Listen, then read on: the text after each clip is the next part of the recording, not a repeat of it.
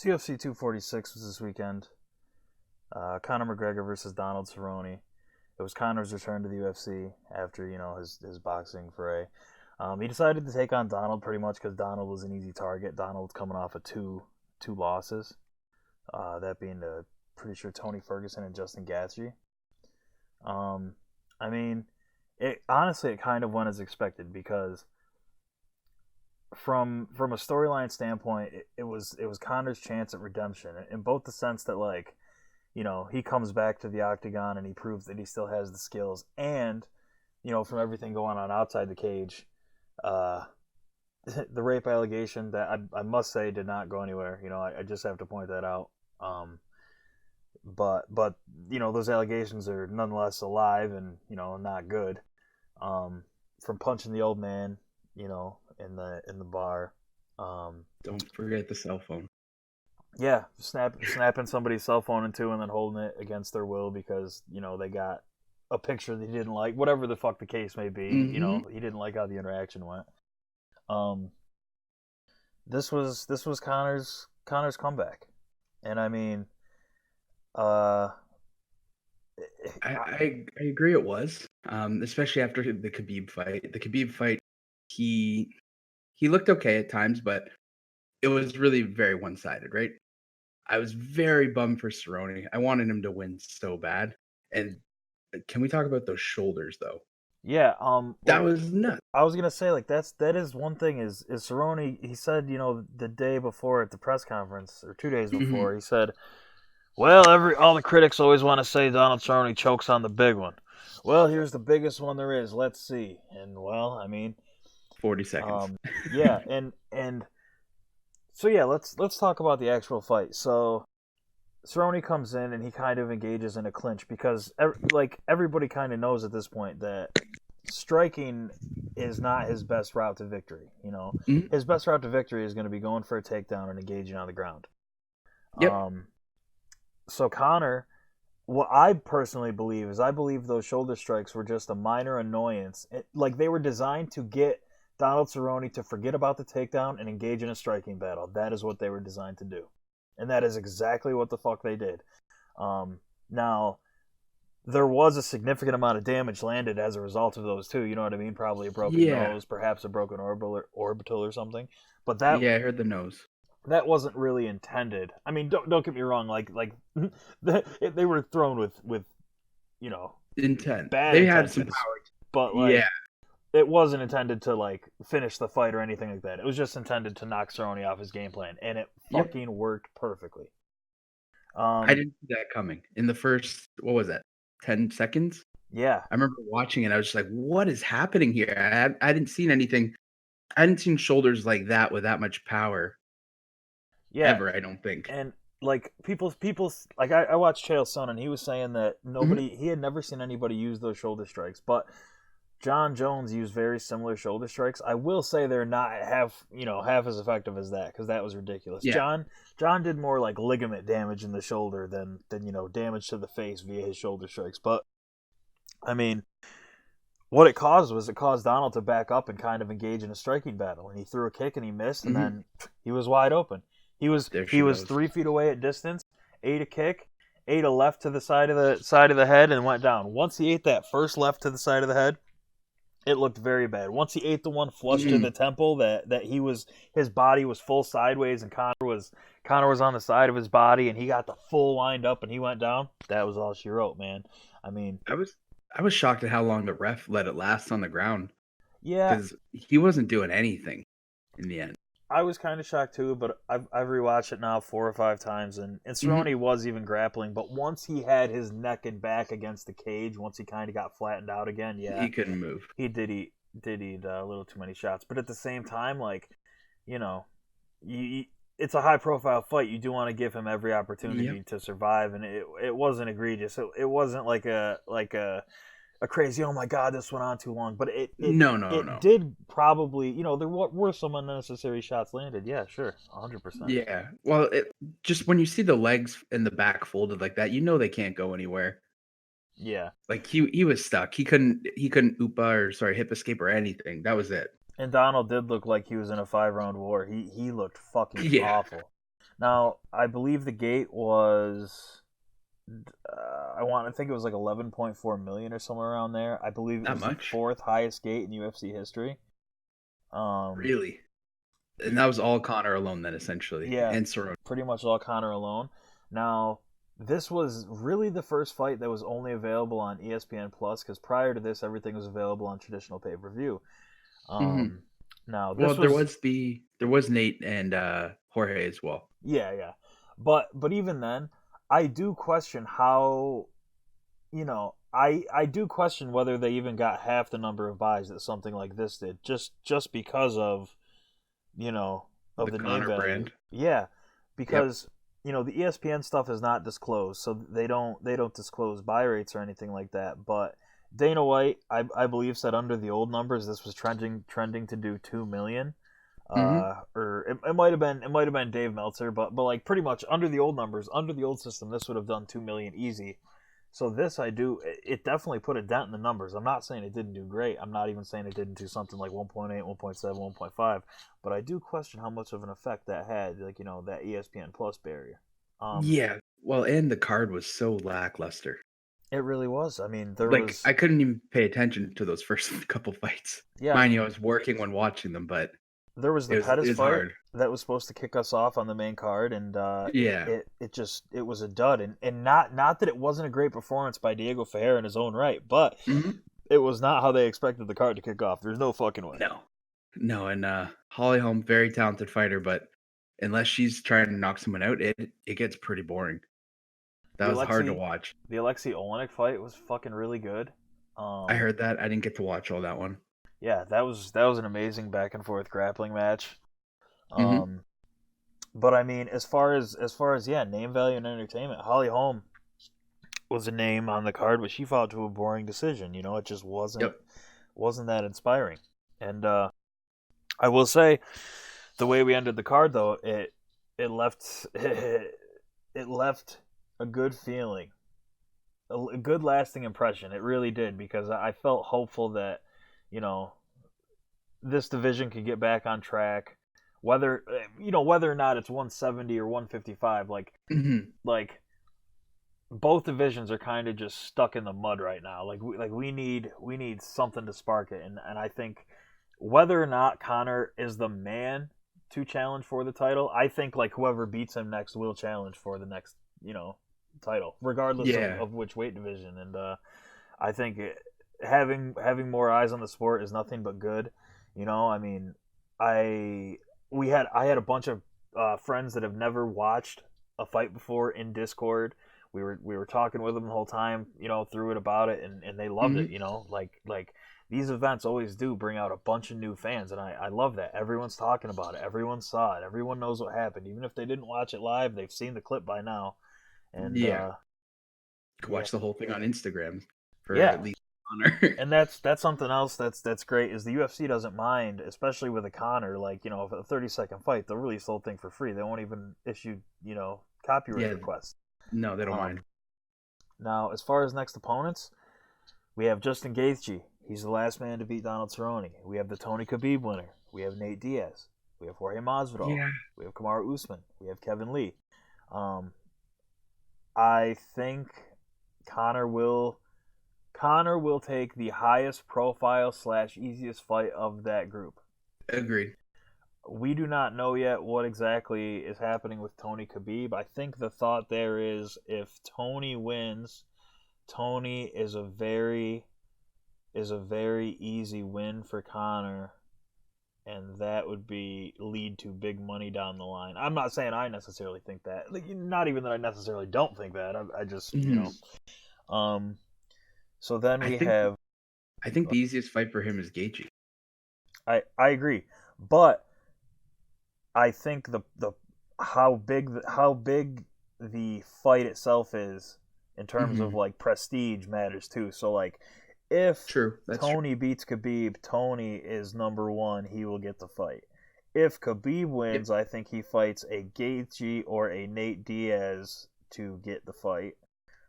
Okay. If Yeah. The Nate trilogy is there still. Yep, and Nate, I would say no, simply because they can realistically both lose once or twice more and and be still okay. and still do that, and people will Yeah. fucking eat that one up just fine. Like that's one that I feel like people feel like has to happen. Mhm. Um, Gaethje, like that would make a lot of sense for the division, but that's a dangerous fight for not a lot of gain. Because if he loses to Gaethje, I think his name value plummets pretty rapidly. I agree. I think Gaethje's really good, but he just doesn't have that star quality like Khabib does, or even Jorge. And you kept GSP out of the mix too. GSP Connor could happen too. That's a relatively, it's not a safe fight for Connor, but it has that name value. And if you beat GSP, the risk may be worth the reward.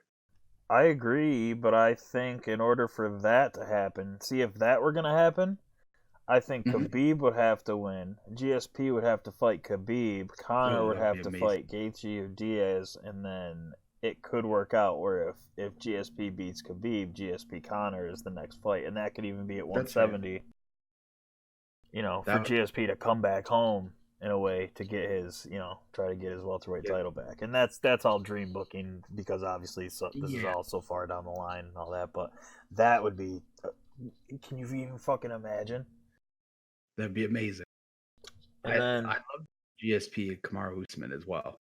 I don't know who would win. I want to say GSP. I'm a Canadian boy, so I have to be a fan of the Rush, but I I think think Kamaru Usman Kamaru could take him. is too scary and too big. Like Yeah, I think like if if Usman fought back in the day, he would have fought at like 205, like probably. Yeah. where if GSP was fighting back in the day, he would have fought at 155. So like if we match them up modern, it's almost like even more of a mismatch because, Hmm. the nature of weight cutting and all that. Not that Yeah. George doesn't cut, but No, he's a safe cutter. I guess we'll say he Yep. doesn't cut very much. And then, so we have a Masvidal fight. That seems like it's off the table. Of course, it's always like, I would always want to see it. But if that were going to happen, I feel like that would have happened with a big promo after the Conor fight right then, at least. Agreed. So, not that it won't happen, but that seems like it's shelved for now. Usman seems like it's shelved for now. Usman's hurt. I don't think he could handle Usman. Yeah, no, I don't think he could either. But like, and it definitely is a possible matchup. Like, I agree. you know, not not like a high probability that's made, but like it's over 10%. Like maybe not above like 15%, but it's a It's possibility. a possibility. I'll agree. Agree. Um, Kevin Lee, that's who I have as the dark horse for For lightweight? yeah, simply because he's an easy, like at least it's he's an easy perceived win for Connor, Hmm. and his skills are still questionable. Like, yes, he had that crazy knockout against Gregor Gillespie, and yes, he is working with Faraz Sahabi now, but you really, really aren't sure because it's Kevin Lee, and like he's shown vulnerabilities in the past. And as much as dude, I am so on the Kevin Lee train right now. I do think he can become one of the next champions, Hmm. like if not the next, if he stays on the right path and does the right things. And as easy as that is to say, like he is still beatable. I Yeah. do think he's beatable, and It's you know, just I don't know if it's his head game or what. Some days he just doesn't seem to show up. Like when he fought was it Tony? I think it was Tony when he got rear yeah, naked choke. He just didn't seem to show up that day. And when you watch him in some other fights, he's a world beater. And then you cut to the next fight and nothing. yep. Now I will say, like, uh, he did have his head coach die, and I that agree. that is That can make a world of a difference. yeah. And I mean, for positive or negative, like whether or not people want to say it, like that could change the whole outlook of his career. He might have never been champion if he was with that guy. I'm not saying like it's good that guy Hmm. died, but what I am saying is it definitely changed the whole entire landscape Trajectory. of his career. Yeah, everything Yeah. is flipped on its head now. Kevin Lee quite literally could go down as the greatest of all time. He is working with Faraz Sahabi now. Hmm. That is it's incredible to me. Like he's one of those guys that I put a ceiling on. Even though he was young when he fought Michael Chiesa, I kind of thought that was the end of his road, like a fight Hmm. night headliner type guy. And I'm glad to say he proved me wrong. He really did. Yeah, because he was the opening card for or the opening fight for the Nate Diaz card, right? Yeah, Or I am I believe mixing it so. up? Yeah, At that least was a around great. that time frame, because they were all in the same press conferences and all that. I think that was a card because you and I were watching it together on Discord, I believe, and he got the head kick finish. I think on yeah. Either way, though, I'm excited. I have a unpopular opinion. I was talking to a friend of mine who used to be an MMA fighter. He retired. Um, he's he finds that people kind of go a little bit downhill once they go to Frost. If you look at Rory McDonald, he was much more aggressive prior to switching to TriStar from Toshido, or I can't remember the name of it, his old camp. But once he went there, he became boring Rory. I do think it is a case of every style doesn't match up with every fighter. Every coach Agreed. may not match up, and like Hmm. like a Rory, like I don't know. I don't know what he would have been like before that. You know what I mean? Like it might have turned Uh-huh. out that he was way better after him. But you're right. It might have not been a good fit. I'm not sure. I'm trying to think of more combinations like that. Like a TJ Dillashaw seemed to be an average fighter before, like a Dwayne Bang Ludwig. You know what I mean? Like they're And DPO. Don't forget DPO. yeah, no, I I'm definitely just had that kidding. help. But yeah, I mean, nothing but good things to say about Yeah. UFC 246, except for the card being a little weak. But as far as Mhm. how it left me feeling, how the name value of the UFC, Conor as a brand, It got me uh, excited. yeah. I guess the only bad thing I can say, the only negative, is Donald Cowboy Cerrone had to take a hit, but it's not Yeah. something he hasn't done before, and it's not something he can't recover from. And No. I heard Bisbing and Ariel talking about this and saying he probably will not get another high profile fight, and that's probably true in terms of like a title shot or title contention fight. I don't know if he will, but Okay. Yeah, I could I agree with that. I do think he'll find a main event slot again, whether it's on ESPN or whatever. Like I think He'll be Cowboy will fine. be just fine, and uh, from watching all the UFC embedded stuff, he's become more of a family man than I ever would have envisioned him. You know what I mean? And Mhm. he looks a lot happier doing it. Like obviously he wants to be out there doing crazy shit, but I think Cerrone's in a good place, and that was a nice little payday too to cap off his Oh yeah. career, even though it's not over yet. Is that his first pay-per-view headlining? I Uh, think it. I think it might be. Pay per Or view it- headlining, yeah. possibly. Card headlining, No, no. no. I know it's not a card, but the Yeah. pay-per-view sounded like I couldn't think of any other time he had done it. The only time I would say is like maybe a Benson Henderson fight or something, but even then, or like Oh, true. who did he? Was it Rafael he fought in the first? Like he got dusted in the first round. I don't remember who it was. Yeah, that was Rafael. But I think that was on Fox. I don't think that was on pay per view. Although it may have been on pay per view. There is a I don't possibility. think it. I don't think it was, but there's a possibility. I don't think it's worth checking though. Um. So what's next for Cowboy though? What's next for Cowboy? Ooh, that's Yeah, that's kind of a good question. Well, that's three straight losses. I mean, I not the think first time he's done that though in recent years. not the first time he's had three straight. Yeah, because wasn't he on three? I'm I actually gonna know look that I up. know he was on two. Like he had the Masvidal loss, and I think that was like the second loss. I don't know if that was a third, but I know he had a decline Yep. before. Um, but Yeah, Masvidal, Lawler, and then Till. ooh, yeah, that's a Yeah, rough stretch. But and that honestly, was 2017. I Sorry don't for I don't interrupting. know what's next for him. It's just one of those things like probably not top 15 guy just to get him back on the horse. And if not, if they wanna keep it, kind of where he's at, nobody easy. No, no, I think they need to give him. I think I could see them top 15, but not too much higher right now. Because worst case, they get to build a name off him for a top 15er, Yeah. which is And good for the business. I mean, I do see a lot of bad things being said about Cowboy though. Like even though I personally don't have anything bad to say, I do see a lot Mhm. of people saying the fight was fixed. The fight was fixed. It's like that's fucking bullshit. No, he If looked out of it. yeah, if you've seen, I'm not saying no fights ever in history were fixed in any organization, but I think No, that's agree. retarded to say that fight was fixed. Like That's ridiculous. I've seen some outrageous claims on that one, and I'm gonna call bullshit on that. But Yeah, I don't agree with that. yeah, like, subscribe, out of Endicott.